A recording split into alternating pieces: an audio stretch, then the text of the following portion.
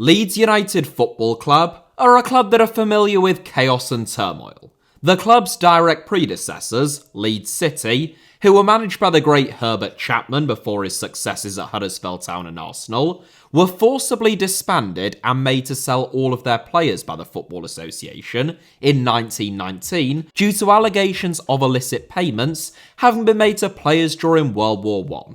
Following World War II, the new club, named Leeds United, endured what was then the worst season in the history of English football's top flight, amassing a measly 18 points from 42 games and winning only 1 point away from home all season.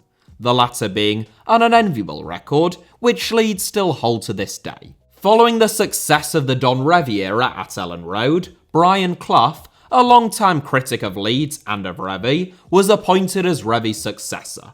Clough alienated all of Leeds' star players, allegedly telling them during his first training session that they could, quote, throw all their medals in the bin because none of them were won fairly. Leeds, who were the champions of England at the time, won only one of Clough's 8 games in charge of them, and he was promptly sacked after just 44 days. At the start of the 2000s, under chairman Peter Ridsdale, Leeds borrowed money on the prospect of the television rights and sponsorship revenue that would come with Champions League qualification and progression within that competition, but subsequently failed to qualify for the Champions League in successive seasons, were unable to repay their creditors, were forced into making fire sales, got relegated again, went into administration, and started their first season of League One football with a 15-point deduction. I could go on. Even within that context though, going from finishing 9th in the Premier League, just 3 points from European qualification, whilst playing an exhilarating brand of football under Marcelo Bielsa, to burning through 4 managers in 14 months, sacking their director of football, and appointing a man who drinks pints of white wine and hosts a podcast called No Tippy Tappy Football, is pretty spectacular stuff. So in today's video, I wanted to take a look at how Leeds United went from being a sleeping giant that had seemingly been awoken from their slumber, united behind an almost messianic figure and the culture that he had created, to a rudderless club in crisis, hiring a manager who is almost diametrically opposed ideologically to the man who got them where they are, and with their top-flight status hanging by a thread.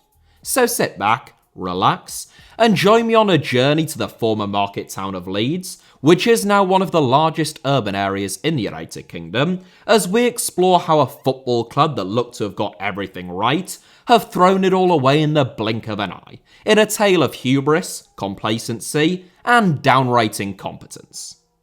Whilst I began this video by talking about some of Leeds' most infamous catastrophes, and the club was itself born in scandal and crisis in many respects, it's also true that Leeds are a club that have tasted greatness. From the mid-1960s to the mid-1970s, whilst under the stewardship of Don Revie, Leeds were no less controversial, but far more successful. Nicknamed Super Leeds by their own supporters and Dirty Leeds by their rivals for their abrasive style and occasional underhand tactics, Leeds went 9 successive seasons without ever finishing lower than 4th in the old First Division, winning 2 league titles, finishing as runners-up on 5 occasions, and winning both an FA Cup and a League Cup crown. In 1992, 18 years after Revie left Leeds to take the England job, the Whites won their 3rd top-flight league title in the final season of First Division football, before the breakaway of the Premier League from the Football League, just 2 seasons after winning promotion from the 2nd Division.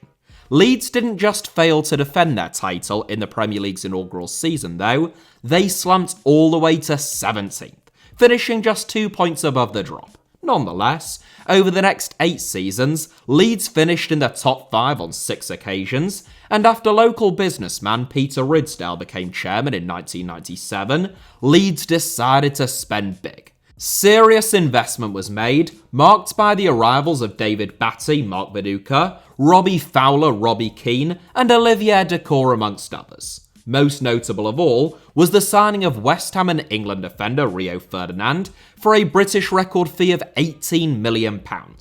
Initially, all seemed to be going to plan, Leeds qualified for the Champions League in the 1998-99 and 1999-2000 seasons, reaching the semi-finals of first the UEFA Cup and then the Champions League. The only problem, and admittedly it was rather a large one, was that Ridsdale had borrowed roughly £60 million to fund the club's spending spree against future revenue, effectively gambling the future of the club on Leeds' continued ability to qualify for the UEFA Champions League. Of course, Leeds then failed to qualify for the Champions League in successive seasons. Meanwhile, the astronomical wages that they had handed to players on long-term contracts saw their debt spiral to more than £100 million. Selling anyone who was worth anything, which included Rio Ferdinand, Jonathan Woodgate, Robbie Keane, Harry Kewell and others, turned Leeds into relegation candidates overnight without even plugging that financial black hole. After narrowly avoiding relegation in the 2002-03 season, Leeds' fate was sealed the following campaign, resulting in another sharp drop in revenue, and eventually, total financial collapse. In the space of just 7 seasons, Leeds went from finishing 4th in the Premier League and playing in the semi-finals of the Champions League, to dropping down into the 3rd tier of English football for the first time in the history of the club, and starting out in League One with a massive 15-point deduction. So catastrophic was Leeds' demise, the phrase "doing a Leeds" became established football parlance, used to describe the dire consequences of financial mismanagement. In South Korea, where Premier League football had just started to be broadcast before Leeds' demise, the phrase Leeds Days is still used to this day, both within and outside of football, to describe the time when something or someone that has now fallen from grace used to be in their heyday. Imagine suffering a collapse so severe as a West Yorkshire football club that it reshapes language in Korea. And people say that Peter Ridsdale has no legacy. As if that wasn't bad enough for Leeds, their supposed saviour, at a time when HMRC lodged a legal challenge against Leeds' CVA and the club was at its very lowest ebb, was none other than Ken Bates, the world's worst Santa impersonator, and a man who was once described as a putrid boil on the face of English football, by me, just then. Bates, who bought a 50% stake in Leeds in January 2005, quickly turned on the charm after taking full ownership of the club in 2011 by describing fans who protested against his ownership of the club and accused him of a lack of investment as morons. Leeds spent 3 seasons in League One before finally winning promotion, and they eventually got rid of Bates in the Championship, though it was very much a case of out of the frying pan and straight into the fire. Bates sold Leeds to a little-known Bahraini private equity group called GFH Capital, who promised to keep Bates on as a chairman until the end of the season, and then to appoint him as club president. That arrangement lasted just 15 months, until Leeds were sold again, this time to Massimo Cellino, an Italian entrepreneur who also owned Italian side Cagliari, a bit like Watford's owners the Pozzos. Cellino brought all of the stability of the Pozzos to Elland Road, i.e. absolutely none, but also none of the success. Yeah, it's not really a winning combination, is it? Brian McDermott was briefly sacked and then rehired whilst takeover talks were ongoing, and his eventual successor, David Hockaday, had been out of work for almost a year since getting sacked by non-league side Forest Green Rovers. You can understand why some Leeds United fans refer to this period as the club's Banter era. When Cellino sold Leeds in 2017, it was to another Italian, though this one seemed to be a little bit more polished and professional. Andrea Radrizzani had made his money in sports media, and had 2 years earlier founded the media group 11 Sports. In the first season of Radrizzani's ownership, despite receiving a further cash injection mid-season from 49ers Enterprises, who also own the San Francisco 49ers NFL team, Leeds actually went backwards, falling from 7th the previous season to 13th in the championship table.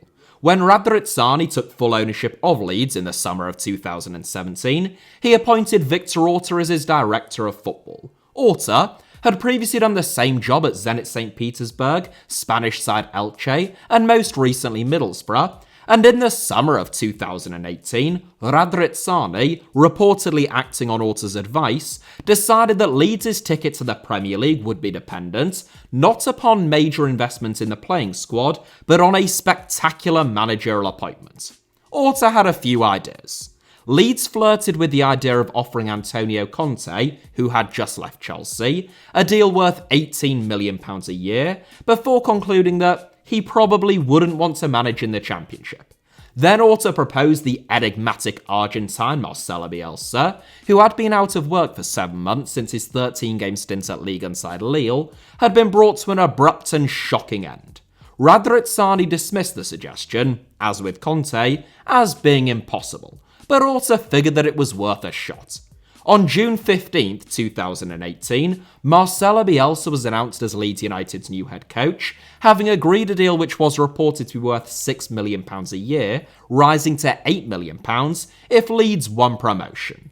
That is between £115,000 to over £150,000 a week, which is an absolutely obscene salary in the Championship, and was reported as being the highest for a manager in the history of the division. Whatever Bielsa cost, he was worth it.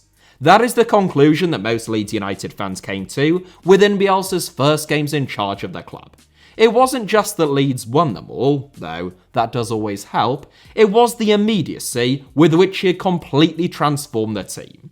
The pressing and intensity was like nothing that Leeds fans had seen before, and indeed nothing that any Championship team's fans had seen before in truth. In the space of just a few months, Leeds had gone from playing some fairly turgid football under Paul Heckingbottom to being the most enthralling side in the second tier of English football under a man who spent 6 years managing Argentina's national team. Even more impressive was the fact that the personnel had barely changed. Leeds made some additions, Patrick Bamford, who arrived from Middlesbrough for £7 million, the most significant of them, but by and large, it was the same players that had finished in the bottom half of the division the previous season. Luke Ayling was among the most remarkable transformations. Some were doubting whether he was a Championship fullback the previous season. Now he was everywhere, getting up and down the right flank like Cafu, albeit with slightly less poise and grace, but just as effective at Championship level at least. Stuart Dallas fell into a similar bracket, signed by Leeds from Brentford back in 2015. He was already one of Leeds' better players before Bielsa arrived, but he was a man possessed following the Argentine's arrival. His energy levels were incredible, whether he was played at left back, right back, or on either of the flanks. Pablo Hernandez, likewise, was already a firm fan favourite at Elland Road following an impressive debut campaign, but his game was elevated to another level under Bielsa. He made a remarkable 24 goal contributions in the league that season, 12 goals and 12 assists from 39 games, and he was arguably the best player in the league. No one summed up the Bielsa revolution better than midfield duo Matthias Klich and Calvin Phillips, though. Klich, who had been signed from FC Twente the previous summer, had made just 4 appearances in his debut campaign at Elland Road, was dropped and discarded by manager Thomas Christiansen, and sent back to the Netherlands on loan with Utrecht. With a clean slate under Bielsa in pre-season though, he became a linchpin in Leeds' starting 11, epitomising everything that made the team so effective. No one played more games for Leeds that season than Klich, 50 in all competitions, as he chipped in with 19 goal contributions from central and attacking midfield. Phillips played almost as many, 46 in all competitions, at the base of the Leeds midfield. Phillips had previously been deployed in a box-to-box role and had scored 7 goals and made 3 assists the season before Bielsa arrived. During pre-season, though, Bielsa played Phillips at centre-back and in holding midfield, and throughout the season, he grew into an incredibly effective deep-lying playmaker, controlling games for Leeds and exhibiting a range of passing that few would have thought him capable of before the Argentine arrived. Leeds failed to win promotion in Bielsa's debut campaign. Having spent almost the entire season in the top 2, failure to win any of their final 4 games allowed Yorkshire rival Sheffield United to steal in and win automatic promotion ahead of them. In the playoffs, Leeds locked horns with Derby County in what had become quite a fiery encounter due to the Spygate fiasco earlier in the season. Leeds lost, and over the summer, they also lost their top scorer Kemar Roof in a £7 million move to Anderlecht. But none of that really mattered. Bielsa ball, as it came to be known, had been born, and if he could get Leeds playing like that after a single pre-season, what could he do after an entire campaign? The answer was something quite special. Leeds actually made more than £25 million in transfer revenue over the summer, just £250,000 of which was reinvested in the playing squad, although the club had agreed to pay £15 million to sign Helder Costa at the end of the season as part of his loan deal. It was in the loan market that Leeds really strengthened, most notably by bringing in Jack Harrison from Manchester City and Benjamin White from Brighton. Leeds amassed 93 points, comfortably winning the Championship title and securing a return to the Premier League following a 16-year absence in only Bielsa's second season in charge. The only disappointment for Leeds was that their title had been won behind closed doors, and so too would be their first season back in the Premier League. There were doubts at the time about how Bielsa ball would adapt to the highest standard of the Premier League, but it turned out those doubts were unfounded. Leeds' first 2 games back in the top flight were a 4-3 defeat to reigning champions Liverpool and a 4-3 win against Fulham, which set the tone for the rest of the season. Leeds United have been many things over the years: successful, unsuccessful, scandalous, but one thing that they have rarely been is loved. Under Marcelo Bielsa, even those who did so through gritted teeth sometimes had to enjoy the spectacle that Leeds put on and the entertainment from both sides that their approach to the game ensured. Whilst failure to win promotion in Bielsa's debut campaign may well have been a blessing in disguise, since Leeds were so much better prepared for top-flight football following an extra season playing in the Championship, a 9th place finish in the Premier League, just 2 points behind Arsenal and 3 behind Tottenham, who qualified for European football, may well have turned out to be a bit of a curse in disguise. Leeds had bold plans following such a successful campaign. Artistic impressions were drawn up for a state-of-the-art new training ground, Elland Road was to undergo some long overdue renovations, and there was a 3 to 5 year plan drawn up for European qualification and to challenge the top 6. They were lofty ambitions, but few clubs are better positioned to challenge the established elite. Leeds, despite their successes under Revie and 3rd First Division crown in 1992, are major historic underachievers. Leeds have won the same amount of top-flight league titles as Huddersfield Town, fewer FA Cups than Portsmouth and Bury, and the same number of League Cups as Luton and Oxford. Overall, Leeds have won the same number of major trophies as West Brom, 9, and fewer than Blackburn with 12, and Wolves with 13. Bearing in mind the fact that Leeds is one of the largest cities in the United Kingdom, and Leeds United face virtually no competition as the city's only Football League club, unlike in other cities like Manchester, Birmingham, Sheffield and Liverpool, it is an anomaly that is often overlooked. Leeds Bradford is the 4th largest metropolitan area in the UK, right between the Manchester and Liverpool Birkenhead metropolitan areas, but whilst teams from the Manchester metropolitan area have won a total of 103 major trophies between them, and teams from the Liverpool Birkenhead metropolitan area have won 77, teams from the Leeds Bradford metropolitan area have won a comparably miserable 13. Which is about half as many as Everton or Manchester City on their own, and that is split between Leeds United, Huddersfield Town, and Bradford City. For all of their bold plans off the pitch, though, the Leeds United board appeared to have become somewhat complacent on it. It seemed as though a lot of people at the club, possibly with the exception of Marcelo Bielsa, felt as though Leeds were immune to the threat of relegation the following season, and barely any improvement was made to the first-team squad. Junior Firpo was brought in at left-back from Barcelona, and Daniel James, who Leeds had tried desperately to sign in January 2019, were brought in, but that was just about it.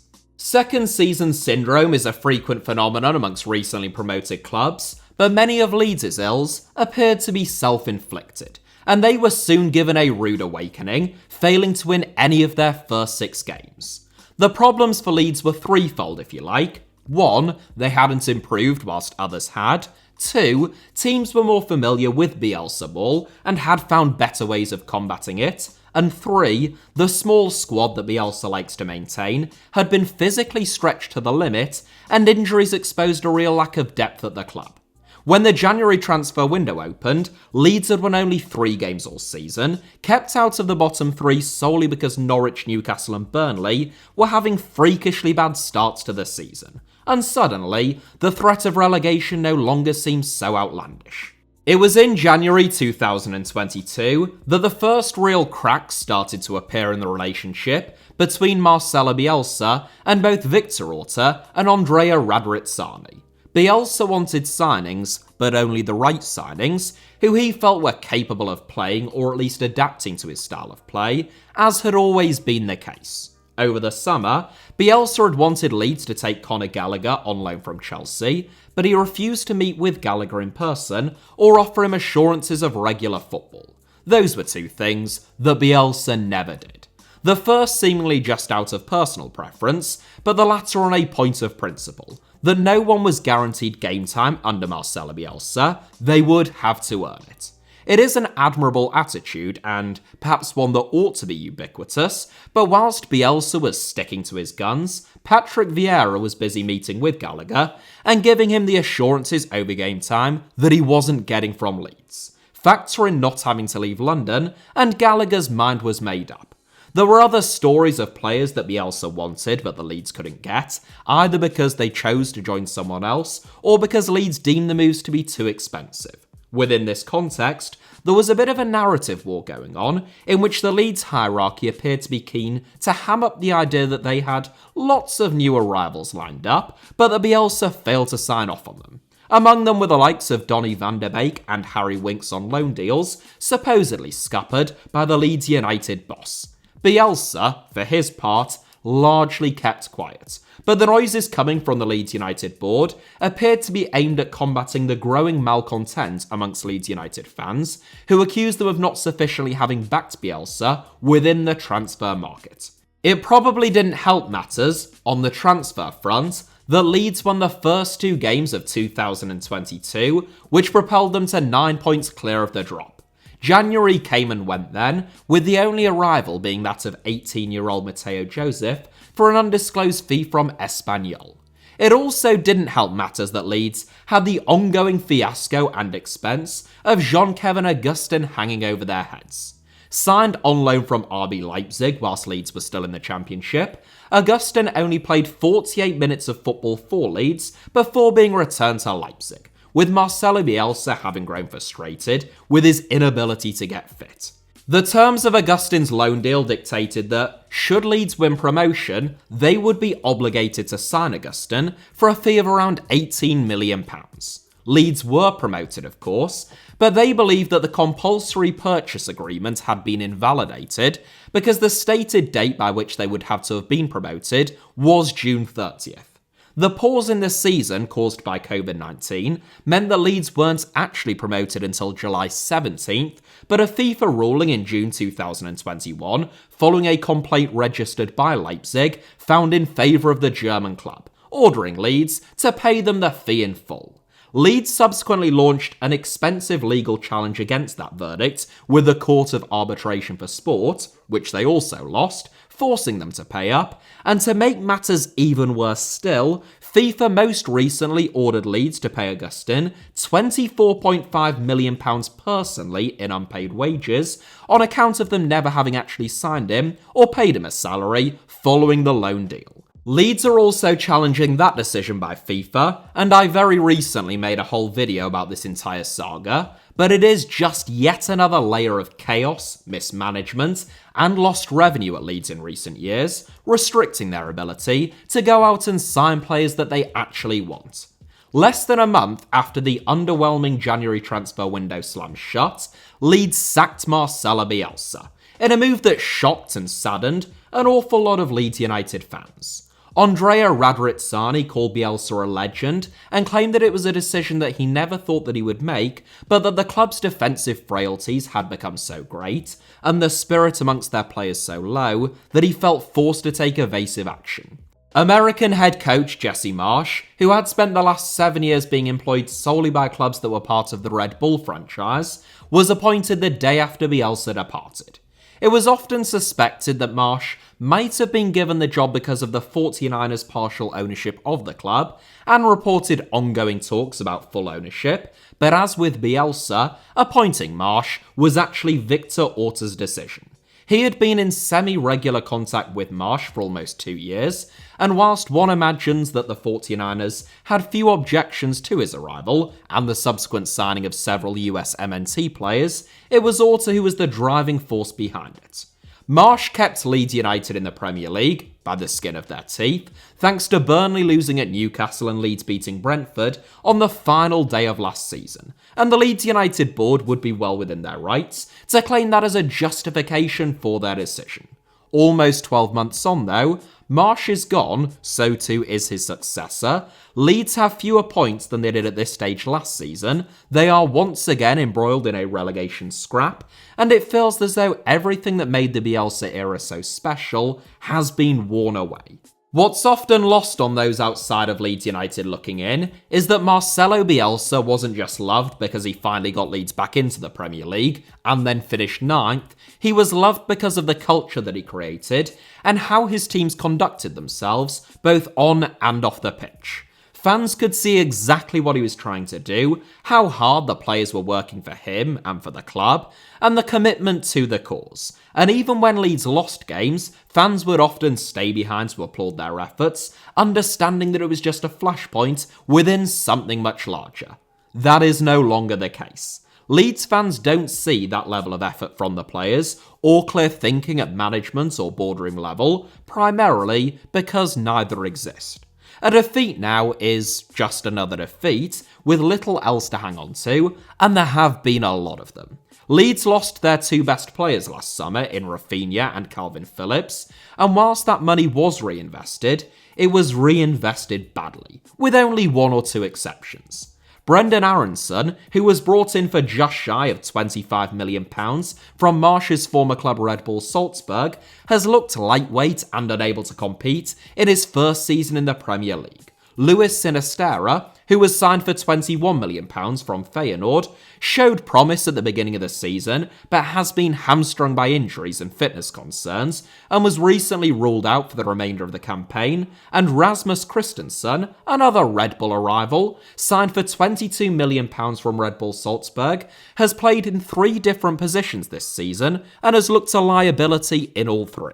In January, when Leeds were clearly in dire need of arrivals who could make an instant impact, Orta and co decided to sign 20-year-old Hoffenheim prospect, Jorginho Rutter, for a club record-breaking fee of up to £36 million.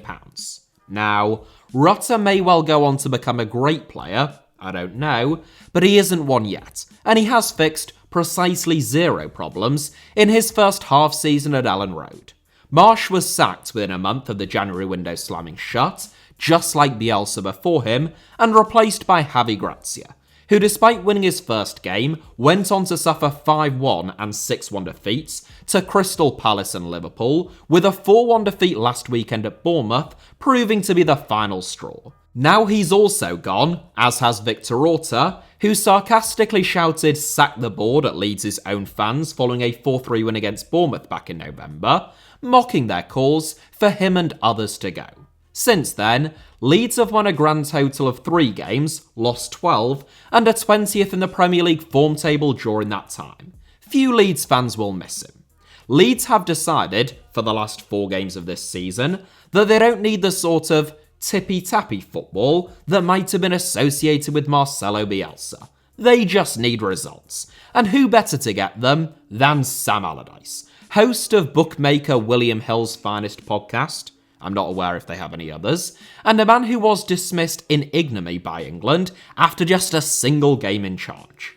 In a recent podcast episode, when asked if he thought that he could do a better job at Leeds than Javi Gracia, Allardyce said that he definitely could, claiming that he would address the club's defensive problems first and foremost, avoid playing the ball out from the back, of course, and that if his name was Sam Allardyce, he would have no problem landing top jobs. He has since said that he knows as much about football as Mikel Arteta, Pep Guardiola, and any other manager in the Premier League. Leeds are reported to be paying Allardyce £500,000 for the last 4 games of the season, plus a £2.5 million bonus if he keeps the club in the Premier League. It could work out at around £750,000 a game for Allardyce, putting him firmly in Messi and Ronaldo salary territory, and making him the highest paid individual in the Premier League. He will be joined by Robbie Keane and Carl Robinson as part of his backroom staff. The concern for Leeds United fans, whether Allardyce is able to keep them up or not, is the decision in which the club is heading regardless. Andrea Radrizzani is the owner who got Leeds back into the Premier League, but outside of appointing Marcelo Bielsa, there is little to suggest that he is a shrewd football operator. More so than last season, even if Leeds do stay up this season, there is a sense that it is only delaying the inevitable. Both before Bielsa arrived and since he has departed, Leeds have been rudderless and chaotic, and the dismissal of Orta is only likely to fix that if he is replaced by someone who can bring fresh ideas and a coherent strategy to Elland Road.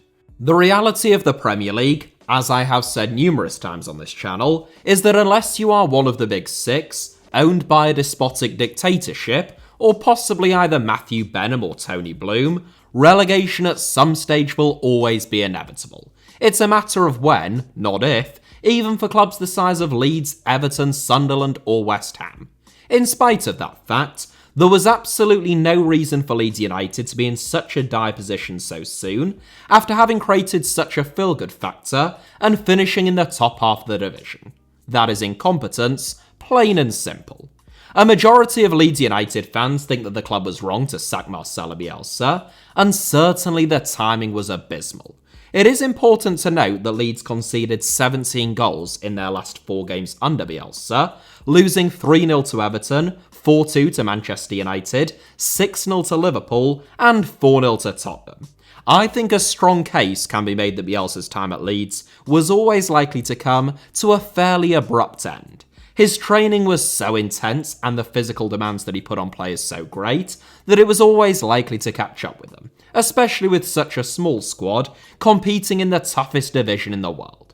Despite having spent 35 years in management, Bielsa's just shy of 4 years at Leeds is the longest that he has ever spent at a single club, and I think that's probably for good reason. Nonetheless, that is no excuse for the abject failure to suitably replace him, or to build upon everything that had made him, and indeed, the club such a success. To go from Marcelo Bielsa to Jesse Marsch, to Javi Gracia to Sam Allardyce, illustrates one thing. No one at Leeds United really knows what they're doing. There is no strategy or coherent thinking in that sequence of appointments, and that is reflected in Leeds' jumbled and disjointed performances on the pitch. Allardyce you can forgive perhaps, as one last throw of the dice on someone with a proven track record of getting clubs out of trouble, though he has been out of work for the last 2 years, and in his last job, where he was given much longer to implement his ideas, he was relegated at West Brom and lost 3-1 and 5-0 against Bielsa's Leeds, but the others are unforgivable. There are lots of Leeds fans who are now yearning for the old Leeds, but in many ways, that is exactly what they've got. Certainly in modern history at least, the Bielsa era was the aberration. The norm, or the old Leeds, has been what is happening now. Managerial turnover, a series of dreadful boardroom decisions, and a broader sense of tumult. It seemed, for just a brief moment, as though those days may be behind Leeds. But in a week in which the club lost 4-1 to a team that was bottom of the league the previous month, sacked their 3rd successive manager this season, and appointed a manager who claims that those who look to play the ball out from the back have been brainwashed, that already seems like a distant memory. That is it for today's video, but thank you all very much as ever for watching. I sincerely hope you enjoyed it. Please do hit the like button if that was the case. Apparently that is good or helpful in some sense. I don't know how. But please do it anyway. Leave a comment if you have anything to say, and make sure that you are subscribed both to this channel and to my backup channel, both of which should be on your screens now, along with a couple of videos that, if you're not sick of my voice, and I know it's a long shot, you might be interested in watching. You can also find me on Twitter or on Instagram via the username at HITC Sevens on both, should you wish to do so.